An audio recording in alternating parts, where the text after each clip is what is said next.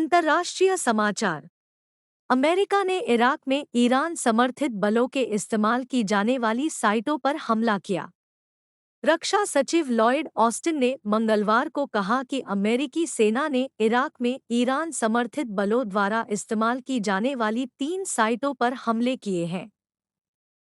The times of Israel की report के हवाले से ऑस्टिन ने कहा, अमेरिकी सैन्य बलों ने इराक में कातेब हिज़्बुल्लाह और संबद्ध समूहों द्वारा इस्तेमाल की जाने वाली 3 फैसिलिटी सुविधाओं पर हमले किए।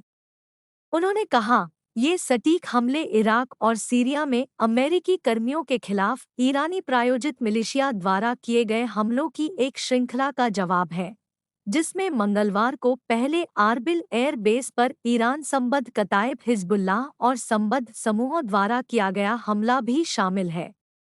ऑस्ट्रेलिया के क्वींसलैंड में भयानक तूफान, एक की मौत, 1,20,000 से ज्यादा घरों में बिजली गुल। ऑस्ट्रेलिया के क्वींसलैंड में क्रिसमस की रात राज्य के दक्षिण पूर्वी हिस्से में आए भीषण तूफान के कारण एक महिला की मौत हो गई और 1,20,000 से ज्यादा घरों में बिजली गुल हो गई। स्थानीय मीडिया ने मंगलवार को यह जानकारी दी। Local newspaper the Courier Mail के अनुसार गोल्ड कोस्ट शहर के एक उपनगर हेलेंसवेल में 50 वर्षीय महिला की सड़क पर चलते समय एक पेड़ के गिरने से मौत हो गई। न्यूज़पेपर ने कहा कि गोल्ड कोस्ट, सीनिक रिम और लोगान में तूफान के चरम के दौरान लगभग 1,27,000 घरों में बिजली नहीं थी। हमास के 3 वरिष्ठ सदस्यों पर प्रतिबंध लगाएगा जापान।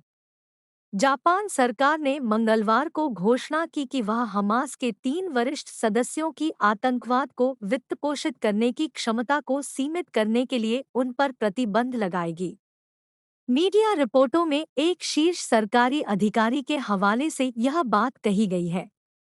रॉयटर्स के अनुसार टोक्यो के मुख्य कैबिनेट सचिव योशिमासा हयाशी ने कहा कि तीनों की संपत्ति जब्त कर ली जाएगी।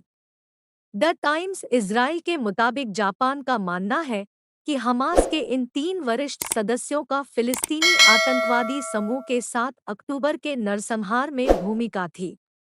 पुतिन ने मित्र देशों के लिए टैरिफ वरीयता पर कानून पर किए हस्ताक्षर। रूसी राष्ट्रपति व्लादिमीर पुतिन ने एक कानून पर हस्ताक्षर किए हैं, जो सरकार को मित्र देशों को कुछ वस्तुओं के निर्यात शुल्क को अस्थायी रूप से कम करने या पूरी तरह से समाप्त करने का अधिकार देता है। सोमवार को हस्ताक्षरित कानून रूसी सरकार को 6 महीने तक की अवधि के लिए मित्र देशों को शिपमेंट पर निर्यात शुल्क कम करने का अधिकार देगा। शिन्हुआ समाचार एजेंसी की रिपोर्ट के अनुसार सरकार उत्पादों की एक निश्चित मात्रा के लिए निर्यात शुल्क को 1 वर्ष से अधिक के लिए अस्थायी रूप से कम या रद्द कर सकती है।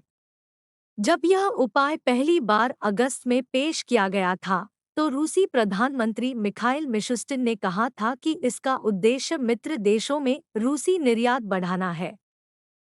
BNT की खास पेशकश।